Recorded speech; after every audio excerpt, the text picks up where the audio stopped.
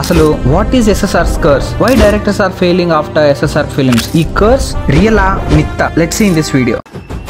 Yo, here comes the tiger. He's got the power under the cover. You better watch out, his eyes on fire. That's gonna break you down. First and foremost what is SSR curse? ఇది అందరికీ తెలిసిందే, కానీ కొత్త వాళ్ళకి తెలియని జెన్జీల కోసం explain చేస్తున్నా. After making movies with legendary SS Rajamouli sir, ఆ మూవీ హీరో సినిమాస్ ఫ్లాప్ అవుతూ వస్తున్నాయి స్టార్టింగ్ నుంచే, right from his first movie student number 1. And this is the curse that's haunting every hero. This curse is really horrible experience for a top tier actor. పెద్ద hero Rajamouli sir తో blockbuster కొట్టిన happiness లో ఉండే లోపే next movie పోద్ది అని చాలా strong గా ఫిక్స్ అయ్యే స్టేజ్ కి తీసుకెళ్లిపోయింది ఈ కర్స్. నేను ఈ కర్స్ హీరోస్ గురించి మాత్రమే చెప్తున్నా, note it, because later part of the వీడియోలో చెప్తా రీజన్ ఏంటి అని. Our next big question is why directors are failing after SSR movie? Rajamouli గారి సినిమాల తర్వాత ఆయన హీరోస్ చేసే మూవీస్ యొక్క డైరెక్టర్స్ ఎందుకు సినిమాల్ని అట్లీస్ట్ యావరేజ్ టాక్ వరకు తీసుకెళ్లలేకపోయారో చూద్దాం. అసలు ఈ కర్స్ స్టార్ట్ అయింది ఎన్టీఆర్ గారితోనే. స్టూడెంట్ నెంబర్ 1 లాంటి బ్లాక్ బస్టర్ తో స్టార్ట్ చేసిన ఎన్టీఆర్ గారు తన నెక్స్ట్ మూవీ సుబ్బుని తీశారు. అది డిజాస్టర్ టాక్ అయింది. బికాస్ స్టూడెంట్ నెంబర్ 1 లో ఎన్టీఆర్ ని ఎస్ఎస్ఆర్ చూపించినట్టు సుబ్బు డైరెక్టర్ చూపించలేకపోయారు. మేబీ స్క్రిప్ట్ డిమాండ్ చేయడం వల్ల ఇంకా ఎందుకో నాకు తెలియదు, కానీ Subbu was completely disappointing after student number 1 for NTR sir. After that NTR గారితో సింహాద్రి, మళ్ళీ బ్లాక్ బస్టర్. సింహాద్రి లాంటి మెంటల్ మాస్ సినిమా తర్వాత ఎన్టీఆర్ గారికి పడిన cinema Andhrawala, which is also disaster. Andhrawala audio launch లో జరిగిన సిచ్యువేషన్ చిన్నది కాదు. రాయలసీమలో ఎన్టీఆర్ గారి ఫ్యాన్ బేస్ ఎట్లాంటిదో అర్థమైపోయింది. దాని తర్వాత సీడెడ్ కింగ్ అనే పేరు వచ్చేసింది ఆయనకి. ఆంధ్రావాలా ఎందుకు డిజాస్టర్ అయింది అంటే సేమ్ సింహాద్రిలో ఎన్టీఆర్ గారిని ఏ రేంజ్ లో చూపించి ఎలివేషన్స్ అవన్నీ ఇచ్చారంటే మళ్ళీ సింహాద్రి లాంటి సినిమా ఎన్టీఆర్ గారికి ఇంకోటి పడతదో లేదో అనే డౌట్ లోకి వెళ్ళిపోయింది. అంత రేంజ్ ఇచ్చేసారు ఎస్ఎస్ఆర్ గారు ఎన్టీఆర్ సార్ కి. మెయిన్ గా ఇంటర్వెల్ సీన్ డామ్ ఇంత జరిగాక next movie Andhrawala, which kept us disappointing. మళ్ళీ యమదొంగతో ఎస్ఎస్ఆర్ ఎన్టీఆర్ కలిశారు. Cinema as usually super hit, కానీ ఎన్టీఆర్ గారికి యమదొంగ తర్వాత వచ్చిన సినిమాయే కంత్రి, అది కూడా ఫ్లాపే.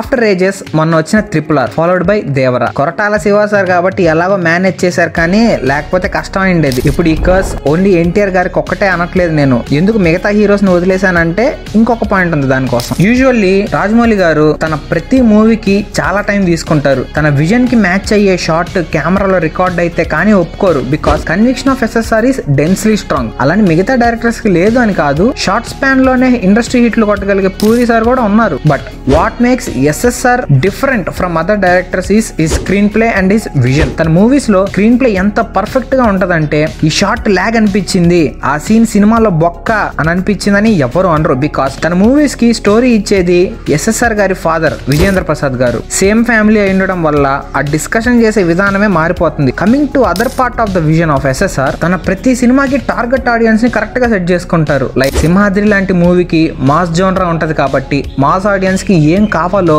సినిమాలో అదే పెట్టారు. వెరాస్ ఈగ లాంటి కాంప్లికేటెడ్ మాస్టర్ క్లాస్ మూవీలో choice of words for dialogues, sets, VFX, science fiction and VFX ని ఇష్టపడే ఆడియన్స్ కి నచ్చే విధంగా ఉంటాయి. అలానే జనరల్ ఆడియన్స్ ఎస్ఎస్ఆర్ వదిలిపెట్టరా అంటే అది కాదు. ప్రతి సినిమాలో ఎస్ఎస్ఆర్ హీరోకి ఇచ్చే ఎలివేషన్స్ ఇస్తూనే స్క్రీన్ ప్లే మిస్ అవ్వకుండా చూసుకుంటారు. For example take RRR as example. 2 top tier heroes ని పెట్టి క్యుములేటివ్ గా ఫ్యాన్స్ ని జనరల్ ఆడియన్స్ ని ఎంజాయ్ చేసేలా మూవీ డిజైన్ చేశారంటే you can understand how he can manage everything అని. ఎస్ఎస్ఆర్ సినిమాలు చూస్తుంటే సినిమాలాగా ఉండవు, ఏదో ఒక అందమైన పెయింటింగ్ వేస్తున్నట్టు ఉంటది. ఇప్పుడు దేవరా ఎస్ఎస్ఆర్ కర్స్ ని ఆల్మోస్ట్ బ్రేక్ చేసిందా అనే మిక్స్డ్ ఫీలింగ్స్ వచ్చేసాయి. కానీ బ్రేక్ చేసేదాకా వచ్చిందంటే ఎన్టీఆర్ గారి యాక్టింగ్ కంటే ఎక్కువ శివ సర్స్ కన్విక్షన్ ని ప్రైజ్ చేయాలి మనం. Despite of disappointment in the end, Shiva sir pulled it. NTR sir ని RRR లో చూసిన తర్వాత we're not ready to watch another Andhrawala or Subbu. So Shiva sir took his time, nearly 3 to 4 years time తీసుకొని VFX చేపించి editing neat గా దగ్గరుండి చూసుకొని almost curse ని బ్రేక్ చేశారు. ఇఫ్ దిస్ గోస్ ఆన్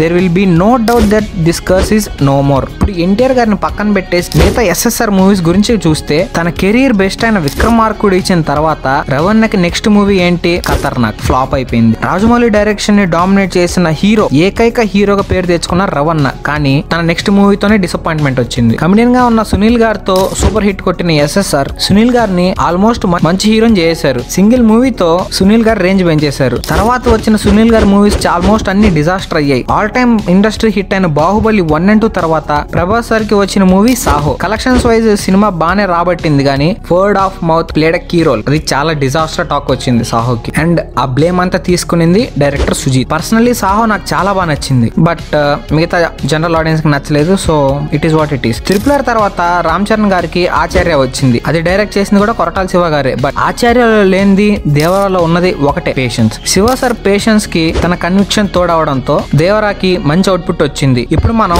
అసలు ఇది కర్సా లేదా మిత్తా అని చూద్దాం. ఇది కర్స్ అనడానికి మిగతా వాళ్ళ దగ్గర 10 బ్లాక్ బస్టర్ రీజన్స్ ఉన్నాయి, కానీ రాజమౌళి సార్స్ క్లీన్ బ్రిలియన్స్ అని నేను అంటాను. ఇప్పుడు దీన్ని మిత్ అనడానికి రీజన్ ఏంటంటే అందరూ హీరోస్ పాయింట్ ఆఫ్ వ్యూ లో థింక్ చేసి ఇది కర్స్ అంటున్నారు. కానీ బాహుబలి తర్వాత బాగ్మతితో ఈ మిత్ బ్రేక్ చేసిన ఏకైక actress Anushka. Bhaagamathie heroine oriented movie అవ్వచ్చు, తన సోలో పర్ఫార్మెన్స్ ఆ సినిమాలో ఉండేదంతా. She absolutely conquered that myth. Rajamouli sir's curse break అవ్వాలి అంటే ఆ మూవీలో ఏదో పెద్ద విషయమే ఉండాలి. కమర్షియల్ మూవీతో హిట్ కొట్టడం అంటే కష్టమే. And one of the reason why Devara stands out. అంతేకాని హరిబరిగా మూవీస్ చేసి ఆ మిస్ అయిన టైం ని కవర్ చేయడం వల్ల పోస్ట్ SSR మూవీస్ అన్ని ఫ్లాప్ అయినాయి. అండ్ ఇప్పుడు మా వర్డిక్ట్ కి వద్దాం. కర్స్ పక్కన పెడితే TFI లో ఎప్పుడు ఏమవుతుందో ఎవరికి తెలీదు. ఫుల్ హైప్ తో వచ్చే సినిమాలు పోతాయి. అసలు ఎక్స్పెక్టేషన్ లేని సినిమాలు ఇండస్ట్రీ హిట్ అయినాయి చాలా. సేమ్ టైమ్ లో వచ్చిన మూవీస్ చూద్దాం. ఇప్పుడు TFI లో biggest star superstar Mahesh Babu sir. Guntur Kaaram flop అయింది. బట్ అదే టైంలో వచ్చిన తేజ సజ్జ హనుమాన్ సూపర్ హిట్. ఇదే పాయింట్. ఒక లిమిట్ అని ఉండదు దేనికి. TFI లో numbers are nothing these days. Fan following ఉన్న హీరో మూవీస్ అన్ని ఆల్మోస్ట్ 100 కోట్లు కొట్టేస్తున్నాయి పక్కా ఈ మధ్యన. కానీ word of mouth playing key role recent times. ఒకప్పుడు ఒక సినిమా హిట్ ఆ ఫ్లాప్ అనడానికి కలెక్షన్స్ చూసేవాళ్ళం. ఇప్పుడు వర్డ్ ఆఫ్ మౌత్ క్రైటీరియా అయిపోతుంది. ఏదేమైనా కానీ there is nothing like curse in movie industry. It is all the passion that plays a key role. అర్థమైంది అనుకుంటా మ్యాటర్. ఇక్కడ ఇంకొకటి వచ్చింది మీకు ట్యాగ్. రాజమౌళి సినిమాలో సక్సెస్ఫుల్ అయిన తర్వాత హీరోకి నెక్స్ట్ సినిమా ఫ్లాప్ అవుతుంది. అది నాకేం సంబంధం అండి? మీకు సంబంధం ఏ విధంగా నేను బాధ్యత చెప్పండి. అసలు నా హీరో నెక్స్ట్ సినిమాకి రెస్పాన్సిబిలిటీ. మీరు ఆ హీరోని తీసుకెళ్ళి అక్కడ పెడుతున్నారు, ఆ సినిమా తీసుకెళ్ళి అక్కడ పెడుతున్నారు. కొంత టెక్నికల్ గా కానివ్వండి, గ్రాఫికల్ కానివ్వండి, బై ఆల్ మీన్స్ అక్కడికి వెళ్తుంది. సో దాంతో ఏంటంటే వాళ్ళకి ప్రాబ్లం అవుతుంది. ఇక నెక్స్ట్ ఆ స్థాయిలో తీసే డైరెక్టర్ ఒక సమస్య, ప్రొడ్యూసర్ ఒక సమస్య, హీరో ఫాల్ట్ కాదు. అది కూడా అంటానికి లేదు. అంటే యాక్చువల్గా ఎవరికన్నా సమస్య. ఒక సక్సెస్ఫుల్ వెంచర్, పెద్ద వెంచర్ చేసిన తర్వాత మళ్ళీ ఇంకో వెంచర్ చేయడం అనేది ఎవరికైనా కష్టమే. అందుకని నా పద్ధతి ఏంటంటే, నేను సింహాద్రి లాంటి పెద్ద సినిమా చేసిన తర్వాత టక్ మనీ సై అని ఒక స్టూడెంట్ కాలేజు సైకి సింహాద్రికి ఏమీ సంబంధం లేకుండా ఇంకోటి చేశాను. సేమ్ ఇప్పుడు మర్యాద రామన్ తీసాను. సేమ్ అలాగే మగధీర ట్రై చేసిన తర్వాత ఏం సంబంధం లేకుండా మర్యాద రామన్ ఉద్దేశపూర్వకంగా చేస్తున్నారు. అండ్ ఈ అనాలిసిస్ మీకు నచ్చితే వీడియోని లైక్ చేసి మీ ఫ్రెండ్ సర్కిల్లో ఉండే సినీ ఫైల్స్ కి షేర్ చేయండి. అండ్ ఛానల్ సబ్స్క్రైబ్ చేసుకోండి. Thanks for watching. See you guys in next video. Until then bye. అగ్నిస్ఖలన సందత్తరిపు వర్గ ప్రళయరత ఛత్రపతి మధ్యందిన సముద్య కిరణ విద్యుత్